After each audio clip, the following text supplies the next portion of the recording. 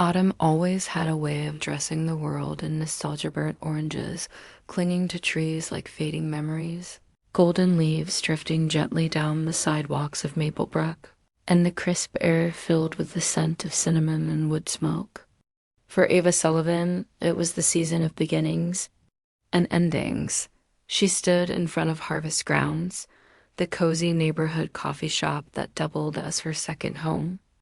Wrapped in a rust-colored scarf, her hands clutched a stack of flyers for the town's annual Autumn Festival, an event she had organized every year since returning home after college, with her marketing job on pause and her mother's health slowly improving. She found solace in small-town traditions and purpose in planning moments that brought the community together. She pushed the door open, a bell tinkling softly above her, and was immediately wrapped in warmth, vanilla and roasted espresso in the air, murmured laughter and music humming in the background. The place hadn't changed in years, neither had she, or so she thought then. She saw him. He sat near the window, sunlight outlining his profile-sharp jaw, dark tousled hair, and that unmistakable air of quiet solitude that made people curious but hesitant. A laptop sat open before him, but his gaze wasn't on the screen.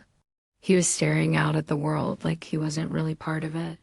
Ava's heart still dotted. It had been 8 years since she last saw Ethan Cole, 8 years since he left without saying goodbye.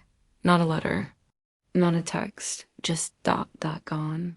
One day they were planning to leave town together, and the next his number was disconnected. She never got an answer. Never stopped wondering. For a moment, she stood frozen in the doorway, the past and present colliding like a rush of wind through fallen leaves. She could walk away, pretend she hadn't seen him. But she wasn't 17 anymore, and unfinished stories had a way of haunting you. "Hi," she said, voice steadier than she expected. Ethan turned toward the voice, eyes narrowing as he registered her. Then his breath caught, and for a flicker of a second, all the cool detachment dropped from his face. He stood up so suddenly his chair nearly tipped. "Ava?" he said, disbelief and something like regret in his voice. "You're really here," she said, half to herself. He gave a weak smile. "Yeah, I single quotes here." The silence between them swelled. There was so much unspoken years of it. And still, Ava found herself studying him like she used to in high school, the way his fingers curled around the edge of the table, the way he bit the inside of his cheek when nervous. "What are you doing in Maplebrook?" she finally asked. "I'm visiting," he said. "Needed a break." "Some error. I've been in Chicago for the past few years." She nodded slowly, though it didn't answer the real question. Why now? Why after all this time? Well, "Welcome back," she said, her voice cool but polite. "You picked a good time. The Autumn Festival's coming up." His lips curved faintly. "I remember. You always loved that thing." "Still do," she almost said. Instead, she lifted her stack of flyers. "I'm actually heading around to hang these. Festival's in a few days. You should come." She didn't wait for a reply. Her hand reached for the door, but Ethan stepped closer, voice softer now. "Ava, I owe you an explanation." She hesitated. Her chest tightened at the familiar cadence of his voice, how easily it slipped under her skin. "Maybe," she said, turning back, "but not today." And then she left, the bell above the door chiming softly behind her, echoing like a heartbeat trying to find its rhythm again. The next morning, Maplebrook was cloaked in a foggy haze, sunlight filtering in through gauzy clouds. Ava sipped her coffee on the front porch of her mother's house, her fingers tracing the rim of the mug as she thought about Ethan. She hadn't dreamed him. He was really back. Part of her wanted to run the other way to avoid reopening wounds. That had finally stopped aching. But another part, the part that still remembered sitting under the bleachers with him, sharing secrets and promises, wondered what truth might lie beneath his sudden return. Across town, Ethan walked the familiar streets with unfamiliar steps.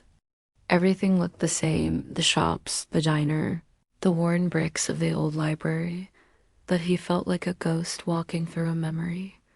Seeing Ava had rattled him more than he cared to admit.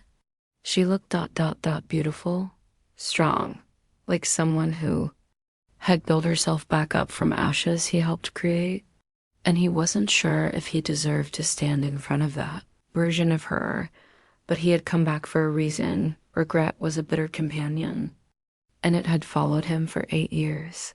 Later that afternoon, Ava was hanging the last of the festival signs at the community center when a familiar voice called her name. She turned, already knowing. Ethan stood there, his hands in his jacket pockets, a hesitant smile on his lips. "I figured I could help out," he said. "Least I could do if I'm crashing your hometown's biggest event." Ava raised a brow. "You volunteering out of guilt?" "Maybe," he said with a half laugh.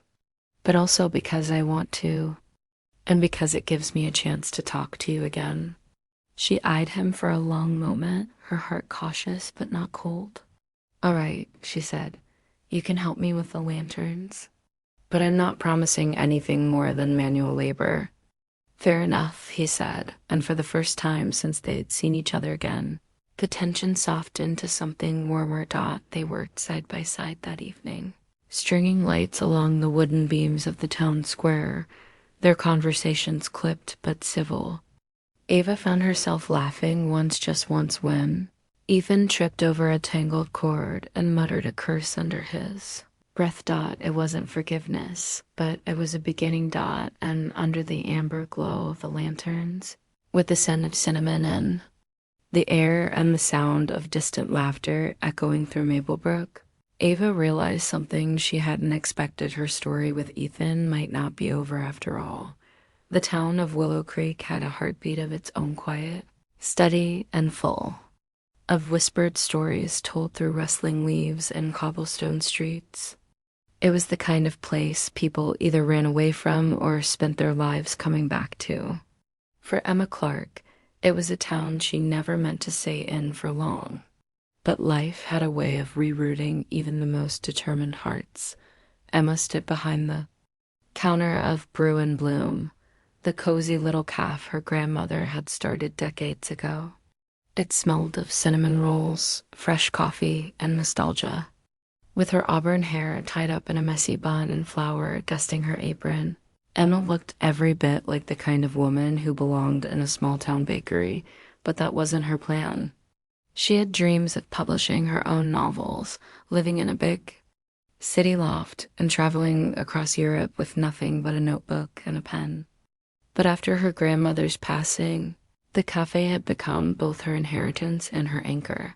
Across town, in a weathered house with ivy crawling up the walls, Noah Bennett was unpacking his past box by painful box.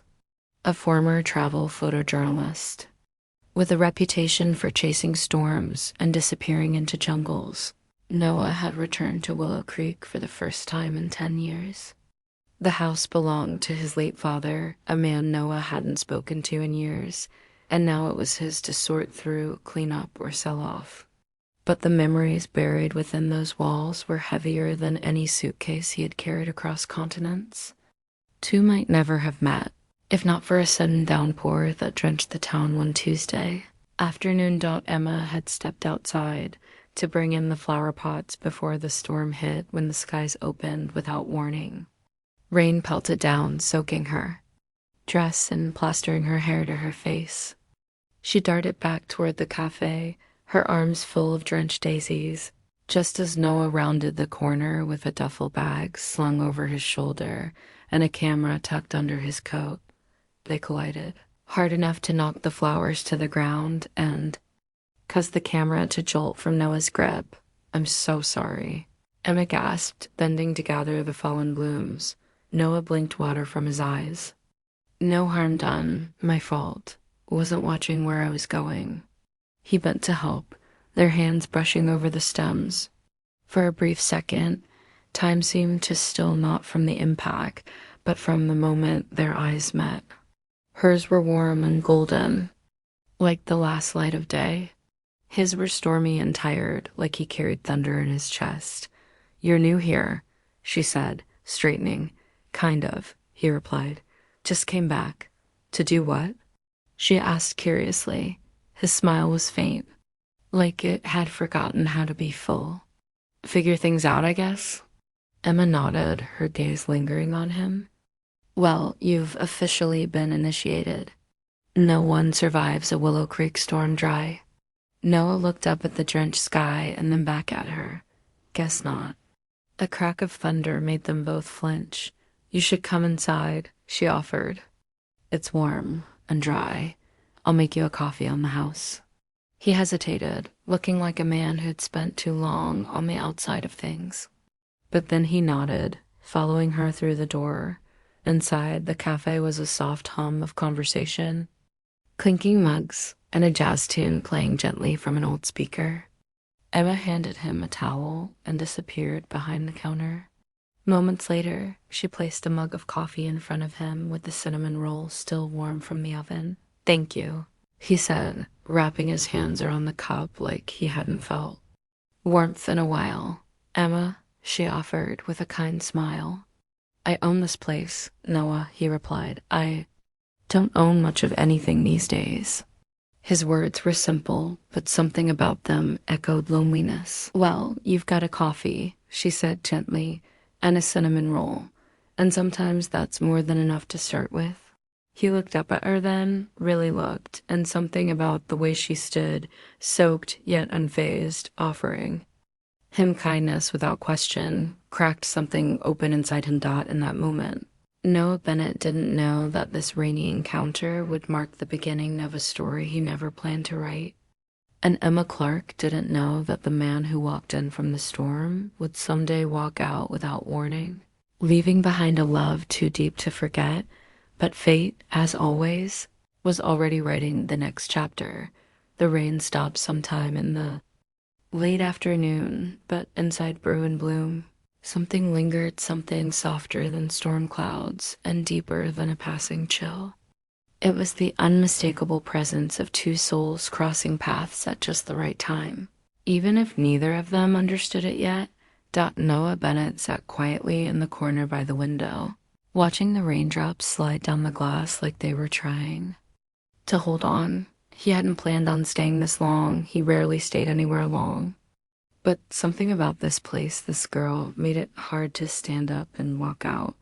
Across the room, Emma moved with the rhythm of someone used to caring for others. She served coffee with a smile, asked about her customers' grandkids, and remembered who liked their muffins warmed. Yet, despite her bright energy, there was a certain weariness in her posture, a loneliness that settled around her when the rush slowed. And she thought no one was watching. Emma had taken over Brew and Bloom a year ago after her grandmother passed. She'd grown up spending summers in the cafe, helping out with dishes and reading her favorite novels behind the counter. But running it full time was different. It wasn't just about coffee anymore, it was about keeping something alive that had once made this town feel like home. And though she smiled for everyone, Emma hadn't let anyone in for a long time, not since Liam. He was the boy she almost loved. They dated for a year in college, talked about moving to Chicago together, even looked at apartments online. But when Emma returned home for her grandmother's surgery, Liam's calls grew distant. And 2 months later, she got a text that read like a farewell call, clipped and final. No explanation. No goodbye. It was the kind of heartbreak that didn't shatter, but hollowed out slowly. Since then, Emma focused on the cafe, on routine, on giving warmth to others, even when she felt cold inside. Brew and Bloom became her armor and her anchor. She painted its walls the same soft blue her grandmother loved, filled its shelves with second-hand books, and played vinyl jazz records on rainy afternoons. She built something beautiful out of the quiet, and she didn't expect anything or anyone to stir that. Stillness. Until Noah. Bennett had the kind of presence that didn't demand attention but quietly earned it. A travel photographer with a soul carved by landscapes and heartbreak, he'd spent the past 5 years chasing light across continents. Icelandic glaciers, Peruvian peaks, Moroccan streets. He captured the world through a lens but rarely looked anyone in the eye, because behind the camera, he didn't have to explain why he never stayed. Why every time a place started to feel like home, he packed up and left before anyone could ask him to. But Aldridge was different. He hadn't meant to stop here. Just a quick break on his way to the coast. But then his car broke down, and the nearest mechanic said it would take a few days for the part to come in. A few days turned into a week. And a week turned into Emma. He met her on a Tuesday morning. Brew and Bloom was nearly empty, save for a mother and toddler at the back. Emma had looked up from the espresso machine as the bell chimed, brushing a strand of hair behind her ear with a practiced ease. "Can I help you?" she asked. He should have said coffee, should have smiled, nodded, kept it light.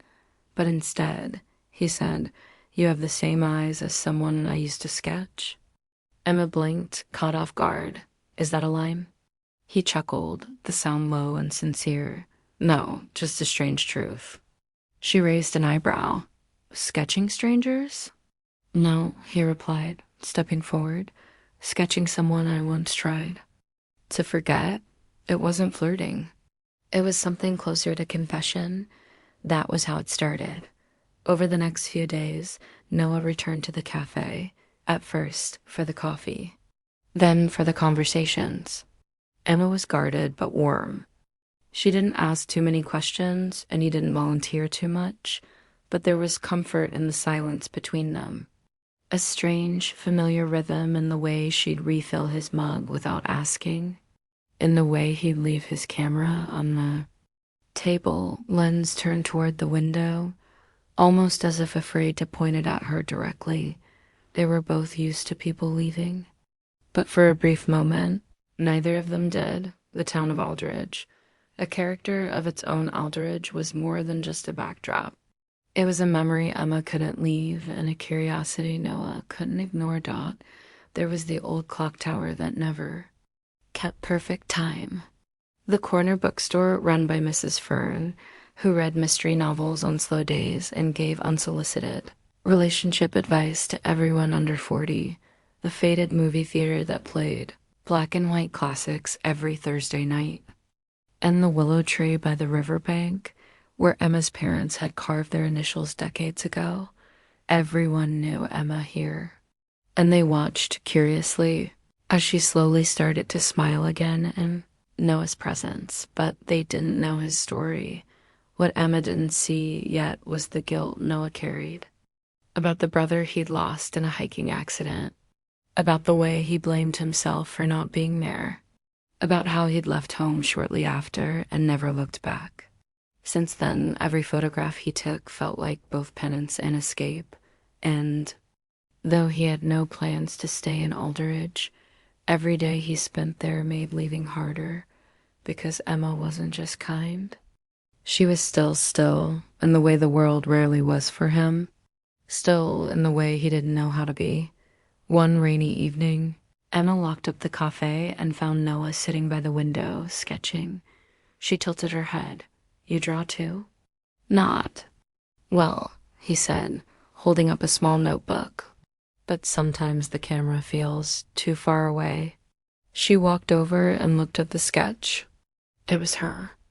Or rather, the way he saw her head bowed, hands wrapped around a mug. Half a smile caught in thought. "I don't remember sitting like that," she whispered. "You didn't," he said. "But you look like you wanted to." Something in her chest shifted, a warmth, a recognition. "Noah," she said softly, "why are you really here?" He looked down, then back up at her, his voice lower than usual. "Because this is the first place that hasn't asked me to leave." And Emma, who had waited years for someone to stay, felt her guard fall a little more, but the past has a habit of catching up. One morning, as Emma unpacked a new shipment of beans, a familiar face walked through the door. Liam. He looked older, sharper. Said he was in town visiting his mother. Asked if she'd like to catch up. She said no, not because of anger, but because she wasn't the same girl who waited by the phone. That night, she told Noah, "I used to think closure meant confrontation," she said, wiping down the counter. "But sometimes it just means choosing to be okay without the apology." Noah watched her, knowing he was the one who still owed her a goodbye she didn't even know was coming because the mechanic had called. His car would be ready tomorrow. In the quiet town of Willowbrook, nestled between rolling hills and winding rivers, life moved at a slower, gentler pace. The streets were lined with old oak trees, their branches arching over cobblestone roads that led to cozy coffee shops, family-run bookstores, and flower stands that changed with the seasons. This was a town where everyone knew everyone and where hearts often left pieces of themselves behind. Clara Morgan had lived in Willowbrook all her life. She worked as the head librarian at the town's historic library, a position she took pride in. She loved the stillness of the place, the smell of old pages, and the way books held pieces of people's hearts inside them. Her days were filled with cataloging returns, helping children find their next favorite adventure, and sipping herbal tea behind the antique front desk. At 27, Clara was thoughtful and kind-hearted with a love for simplicity. She wore soft sweaters, kept her hair loosely tied back, and had a habit of tucking pens behind her ear when she got lost in work. Though she appeared composed on the outside, her heart had never quite healed from a moment 5 years ago. Moment that had changed her forever. His name was Ethan Hall. He had arrived in Willowbrook with a camera slung around his neck and a spark in his eyes. A travel photographer by profession, Ethan was the kind of man who brought light into any room. With a laugh that could melt tension and an ease that made others lean in closer. He had been a storm that Clara didn't see coming. He was only supposed to be in town for 2 months, working on a photo series about small towns in America, but somehow those 2 months had bled into 5, then 6, until it seemed like he was staying for her. And just when Clara had let herself believe that he might stay forever, he was gone. No explanation. No goodbye. For 5 years, she had carried the weight of that silence, replaying every moment, every word, wondering what she missed, what she did wrong. But life had to go on. She became good at hiding the ache beneath polite smiles and quiet strength. Meanwhile, in a coastal town hours away, Ethan Hawley stood behind the lens of his camera, capturing the image of a fisherman casting his net at sunrise. The scene was stunning, the orange glow bathing the water, the silhouette of the boat cutting through the fog, but even beauty couldn't silence the guilt that gnawed at him every day. Ethan was 30 now, with the kind of weary in his eyes that came from living with regret. He had traveled to countless cities, seen wonders of the world, won awards for his storytelling through images, but none of it filled the space. He had hollowed out when he walked away from Clara. He had told himself it was to protect her, that his past, his family issues, the darkness he carried would only weigh her down. She deserved stability, and he had never known how to stay. But the truth was, he had been afraid. Afraid of how deeply he felt for her. Afraid that if he let her in completely, she would see all the broken pieces and change her mind. 5 years later, those fears seemed small in comparison to the emptiness he lived with. No one else had reached the parts of him that Clara had. No one else had loved him so gently, so completely, and no one else had haunted his dreams the way she still did.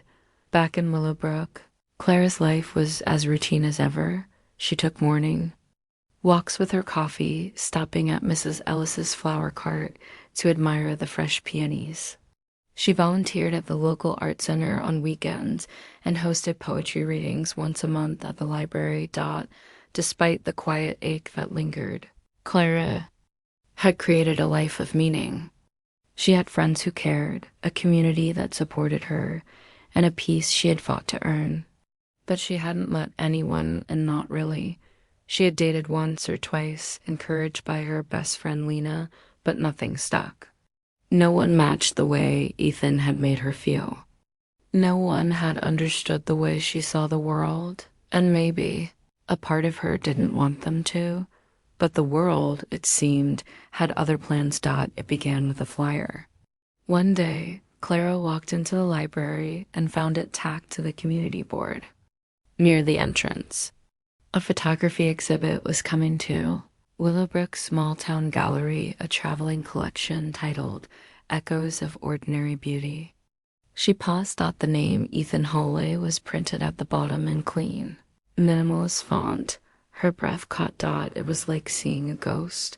Her hands trembled as she pulled the flyer down and stared at it. The date was just 2 weeks away.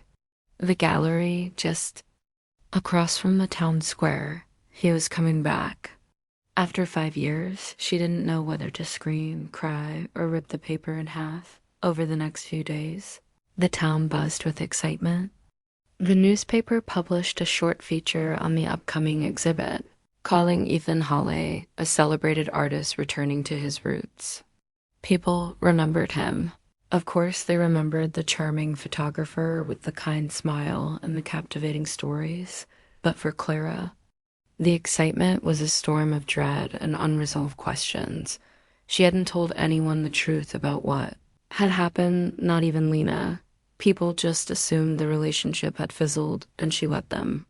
Now, the past was returning in the form of framed photographs and gallery lights. She thought about skipping it, pretending it wasn't happening. But her heart wouldn't let her. She needed answers, closure, or maybe something she couldn't even name. Ethan arrived in Willowbrook the day before the exhibit. His heart raced as he drove past the familiar streets, the coffee shop where Clara always ordered lavender tea, the bench in the park where they used to sit, her head resting on his shoulder. Everything looked the same, and yet everything had changed. He parked in front of the gallery and stood there for a moment, gripping the steering wheel like a lifeline. He didn't know if she would come. He didn't know if she hated him, or worse, if she didn't feel anything at all. But he had to try. Bringing the exhibit to Willowbrook had been intentional, a choice, a hope. Every image in the collection was inspired by her in some way, by the way she saw beauty in quiet things, by the way she made the ordinary feel like magic. Maybe through the photos, he could tell her the things he hadn't been brave enough to say. The night of the exhibit arrived. Clara stood in front of her closet, heart pounding, unsure of what to wear to the moment that might shatter her all over again. In the end, she chose a navy blue dress with lace sleeves and pinned her hair up in a soft bun. It was simple, elegant. She arrived at the gallery just as the sun was setting, casting gold through the windows. Inside, the space glowed with warm light and murmured conversations. Photographs lined the walls, stunning images of small towns, of quiet faces, of fleeting moments caught like fireflies in glass. And there, in the center of it all, was Ethan, Clara's. Breath hitched. He looked older, more tired, maybe, but still achingly familiar. His eyes scanned the room, and the moment they found hers, time seemed to pause. He took a slow step toward her. Clara didn't move. Neither of them spoke, not yet. The air between them buzzed with everything unsaid, everything unresolved. "Hi," he said softly, as if she might vanish. "Hi," she replied, her voice a whisper of memory. And for the first time in 5 years, they stood face to face, not as strangers, not quite as lovers, but as two people with a story unfinished. The world faded around them. The night had only just begun. Bridgewater's skies had begun to turn a softer shade of blue. The salt-sweet air carried with it the hum of ocean waves and distant laughter. From the docks, it was in these ordinary, quiet pockets of life that Evelyn and Aidan began to cross paths more often. The first time was at the local farmer's market on a windy Saturday morning. Evelyn was carrying a basket full of produce when the wind caught her hat and sent it flying down the path. Aidan, walking in from the opposite direction, caught it midair with a slight grin. "Still got it," he chuckled, handing it back to her. She smiled, a little surprised. "Thanks, the wind here has a mind of its own." "Or maybe your hat just wanted to say hello," he teased gently. That was how it started small encounters, each one unraveling the tight threads they both had wrapped around their hearts. He came by the library the next week, pretending to be interested in finding a good book on gardening. Evelyn didn't ask questions, just handed him one of her favorites and wrote a small note on a sticky tab. "Page 43. You'll like it." He did. More than he expected. From that day on, Aidan became a regular. At first, it was brief conversations across the checkout desk or nods from opposite aisles. But over time, those exchanges grew into warm discussions about books, life, and sometimes when their guards were down, loneliness. One rainy afternoon, he helped her carry a new set of book donations up the narrow staircase of the library's back storage room. They worked in silence for a while, the kind of silence that felt full, not empty. "Do you ever miss the city?" he asked suddenly, setting down a box. "Sometimes. The noise, the crowds, it all made me feel invisible. Here I feel known, even when I'm just walking to get coffee." He nodded, looking out the window. "I know what you mean. I've been a stranger in so many places, but here, something feels familiar. I don't know if it's the town or you." Evelyn's breath caught. She wasn't used to this, someone seeing her like that. "I think it's both," she said softly, then looked away. The next week, he brought her coffee. Not just any coffee, her favorite, with the tiniest hint of vanilla and a hand-drawn smiley on the lid. She didn't say anything, just smiled so gently it made Aidan wish he could bottle that moment. They began meeting more intentionally. A walk by the shore, a shared muffin on a park bench, quiet dinners at the small cafe on Main Street. They talked about childhood dreams, books that changed them, songs that reminded them of home. He told her about his Navy days in pieces, never too much at once, and she never pushed. She told him about the silence that followed her parents' death, the struggle to feel rooted again. Their bond was never loud or dramatic. It was the kind that slipped in quietly, wrapped itself around the soul, and made the world feel less lonely. One night, they found themselves sitting under the stars on the library's rooftop.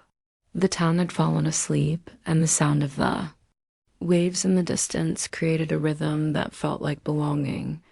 "I never thought I'd find someone I could talk to like this," he murmured. Evelyn tilted her head toward him.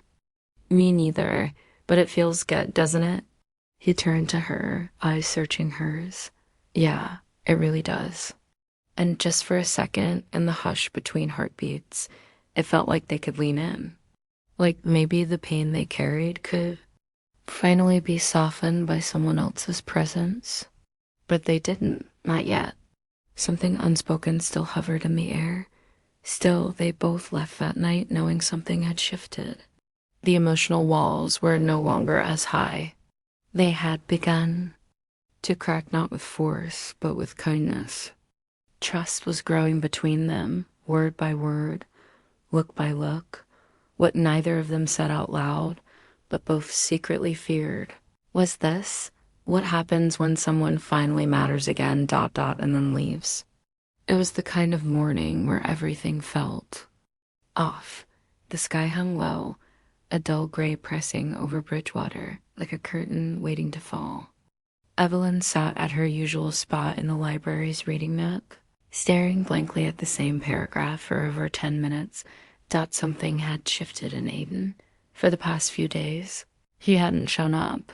No morning coffee. No silent hellos between the shelves. Not even a casual message. At first, she convinced herself he was busy. Life happened. But her gut told her something else. She hated that it mattered this much. When Aiden finally reappeared, it wasn't at the library. It was at the old harbor near the lighthouse where they'd once watched the sunset. Evelyn spotted him from a distance, leaning against the railing, talking to someone, a woman, tall, elegant, and familiar. She wore an MEVWINDBREAK. Evelyn didn't mean to eavesdrop, but the wind carried their voices just enough. Just one more tour, Aiden. They need you. We need you. He didn't respond immediately, just looked out toward the crashing waves. I promised myself I was done, he said finally. I promised someone. She understand, the woman replied, softer now. It's what you were made for, and this is temporary. 1 year, that's all. Evelyn stepped back, heart pounding. She didn't stay to hear the rest. That evening, Aiden showed up at the library just before closing. Evelyn was at the front desk, sorting donation slips, trying to act normal. Hey, he said, his voice more cautious than usual. She didn't look up. Hey, he stepped closer. Can we talk? Her hands paused. She finally met his gaze and something in her eyes made him falter. I saw you today, she said quietly. Down by the harbor. Aiden looked away. Were you going to tell me? I was, he said. I just didn't know how. She nodded, a bitter kind of clarity rising in her chest. So, it's true? He exhaled. They've asked me to return. One last deployment. 1 year, maybe less. And you said yes. He didn't answer right away. That's not a no, she said, her voice trembling. I haven't decided yet, he admitted, but I'm leaning toward going. Her heart cracked clean and quiet like glass under pressure. After everything, she whispered, barely holding it together. After you made me believe this meant something? It does mean something, he said quickly. You mean something, Evelyn. Maybe more than I was ready for?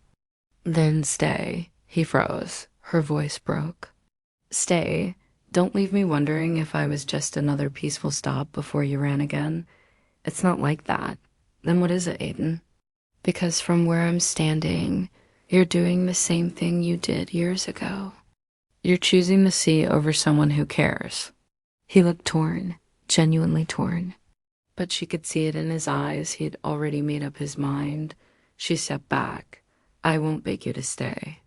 I did that once before, with someone else. I won't do it again. He opened his mouth, but she was already turning away. When she locked the library that night, the rain began to fall, gentle and steady like tears that had no voice. She walked home with her arms crossed over her chest, but it wasn't the cold she was trying to keep out. Days passed. Then weeks. Aiden left Bridgewater. No note. No explanation. No goodbye. Just like before. And this time, Evelyn didn't cry. Not at first. She went through the motions of her days like someone underwater breathing, but not living. Her friends noticed the change. Mr. Grayson, her elderly neighbor, left muffins at her door. Claire, the library's assistant, offered to take on more shifts. Everyone cared, but no one really asked. Maybe they sensed she wasn't ready to talk at night. She'd lie awake replaying every memory with Aiden, the way he'd laughed with his eyes, the way he'd remembered her favorite coffee, the way he'd made her feel seen, and the way he'd left again without saying goodbye. One evening, as she stood at the edge of the beach, watching the sun melt into the horizon, she whispered to the wind, why do I keep loving people who leave? The waves didn't answer, but she stayed anyway, letting the tide roll over her feet, the cold reminding her she was still here, still standing.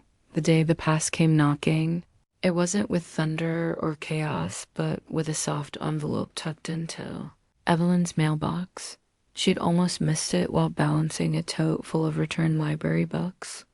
It was plain, addressed in clean block letters. No return address, no markings. Just her name. She opened it with curious fingers and froze. Inside was a photograph.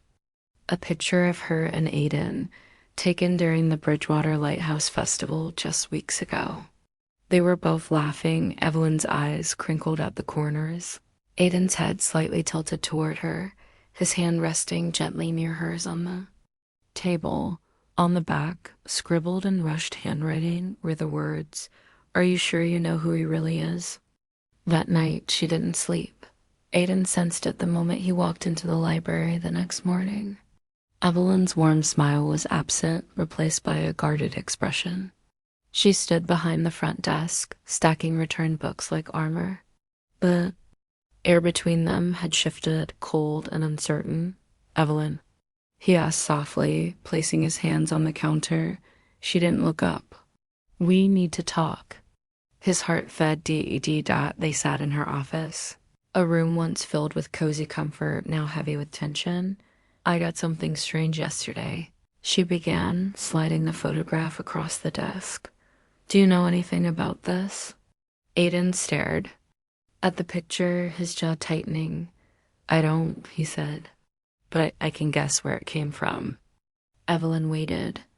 "There was a part of my life I haven't told you about," he confessed, leaning forward, eyes steady. "Before I came here, after the Navy, I worked for a private security firm. Some of the jobs were clean, others weren't." She blinked, her fingers curling. "Why didn't you tell me this before?" "Because I wanted something real with you. Something untouched by the mess I left behind." She swallowed, the weight of disappointment pressing into her chest. "Do you think hiding your past gives us a stronger future?" "No," he whispered. "I just didn't want to lose the only peace I've ever known." Evelyn stood up. "But love isn't built on silence, Aiden. It's built on truth, even the broken parts." There was nothing angry in her voice, only heartbreak. The next few days passed like shadows. Evelyn at the library, forcing herself through her routine. Aiden at the boatyard, throwing himself into repairs he didn't care about. The space between them grew heavy, filled with everything unsaid. At night, Evelyn stared at the picture, wondering, could she truly trust a man who once disappeared without saying goodbye, and who was now hiding pieces of himself again? And Aiden, haunted by her words, realized something cruel and true. Every time he loved something, he ran. He had never stayed, not for his family, not for his team, not for himself. Now, he was about to lose the one person who made him want to stay. One rainy evening, Evelyn returned from the library to find Max meowing near the door and a small package resting on the porch. Inside was a letter. "The first time I left, it was because I didn't know how to stay. The second time, it'll be your choice. I'm leaving for a while. If you want me to come back, I'll be at the lighthouse on the 1st of next month. If you don't, I'll disappear for good." Aiden, her knees buckled slightly, but she didn't cry. She just sat on the floor, letter in hand, wondering if love always came down to moments like this, the unbearable weight of a choice you never thought you'd have to make. The 1st of the month arrived with a hush. No dramatic sunrise, no trumpet of fate. Just a quiet sky and the promise of a choice Evelyn hadn't yet made out loud, but her heart knew. It had known for days. She climbed into her car. At dawn, Max watching silently from the window, and headed toward the lighthouse. It wasn't just a place, it was a turning point. The same one where Aiden had taken her hand weeks ago, and the same place she feared might become a goodbye again. As she drove along the winding coastline, memories flooded her. Aiden's laughter, his thoughtful glances, his quiet way of listening, the way he always seemed to show up when she needed him most. But then came the darker thoughts, the secrets, the silence. The letter, the truth he didn't tell. And yet, he had told her now, and more importantly, he had given her the power of the next step. When she arrived at the lighthouse, the sea was restless waves crashing against the rocks with a voice that echoed the emotions inside her, and there he was, Aiden. Stood at the edge of the cliff near the lighthouse, his shoulders tense beneath his jacket, hands in his pockets. When he turned around, his eyes soft the moment he saw her. She walked toward him, slow and unsure, but without hesitation. "You came," he said, voice low. "I wasn't sure I would," she replied honestly. "But I kept thinking about what you said and what you didn't say, and how hard it must have been for you to trust me with that letter." He gave a soft nod. "I've spent my whole life running, Ev. Every time something felt too good or too real, I walked away before it could walk away from me." "And what about now?" she asked. "Are you running again?" "No," he said quickly. "I'm standing here, waiting, hoping." There was a pause, heavy and full of meaning. "I don't need you to be perfect, Aiden," she whispered. "I need you to be honest, to fight for us. Even when it's hard." "I will," he promised. "I've made mistakes. Big ones. But if you'll let me, I want to make this right." Her eyes filled with tears, but they didn't fall. "Do you still love me?" He stepped closer, his voice trembling. "I never stopped." And that was all she needed. She stepped into his arms, and the moment felt like 1,000 threads stitching his soul back together. His arms tightened around her, anchoring them both. "I forgive you," she whispered into his chest. "But only if you promise to never leave without saying goodbye again." "Never," he breathed. "You're my reason to stay now."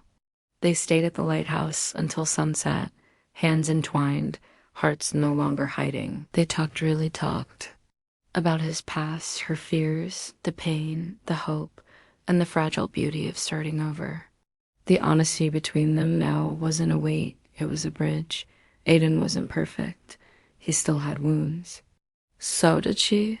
But love wasn't about perfect people, it was about brave ones. And Evelyn had never felt braver, in the weeks that followed. Their rhythm returned, but it wasn't the same. It was deeper, more intentional. Aiden showed up for her, and she for him. He began working part-time at the local marina, teaching kids how to sail. Evelyn, more relaxed than ever, smiled easier, laughed louder. They shared morning coffee, evening walks, and quiet nights reading side by side. He even started writing goodbye letters, not because he planned to leave, but as a ritual. "So you'll never forget what I'd say, just in case," he'd tell her with a smirk, and she tucked them away like treasures. One day, standing in front of a packed community event at the library, Aiden walked up to the mic, nervously clutching a small notebook. "I don't speak in public," he said, "but I want to thank this library for helping me find a home, and a woman who reminded me that love doesn't wait for perfection, it waits for courage." He looked at Evelyn across the room, his eyes soft, and I found mine. It had been 6 months since that morning at the lighthouse. Autumn had arrived in Sycamore Bay, painting the trees in golden amber and deep crimson, and the town had slowly shifted into its quieter season. The tourists had gone, the streets were calmer, and the ocean had begun whispering rather than roaring. But inside Evelyn's heart, there was no silence. There was a hum, a rhythm, a peace she never thought she'd know again. She and Aiden had settled into a life that wasn't about grand gestures or constant certainty. It was about choosing each other every day. He had moved into a small cottage just 2 streets down from hers, not because they weren't ready to live together, but because they wanted to do this right, slow, strong, without skipping the hard parts.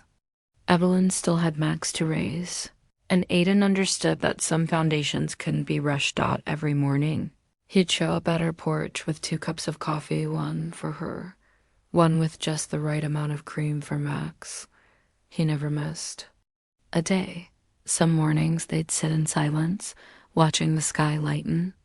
Others they'd talk for hours. One morning, Evelyn looked over at him messy hair, soft eyes, a smudge of paint on his cheek from the benches he was restoring at the marina, and realized something simple but profound. She wasn't waiting anymore. She wasn't waiting for him to leave, wasn't bracing for the goodbye, wasn't afraid of being the only one fighting. He was all in. Thanksgiving came with its usual small-town charm. Potlucks, paper decorations from the elementary school, laughter echoing through chilly streets. Evelyn, Max, and Aiden spent the day volunteering at the community center. Aiden surprised everyone by baking his late mother's pumpkin pie recipe, burnt crust and all.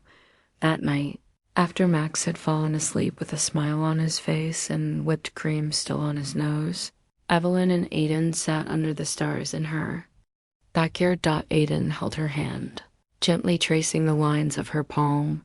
I used to think love was something that came with drama and chaos, he murmured.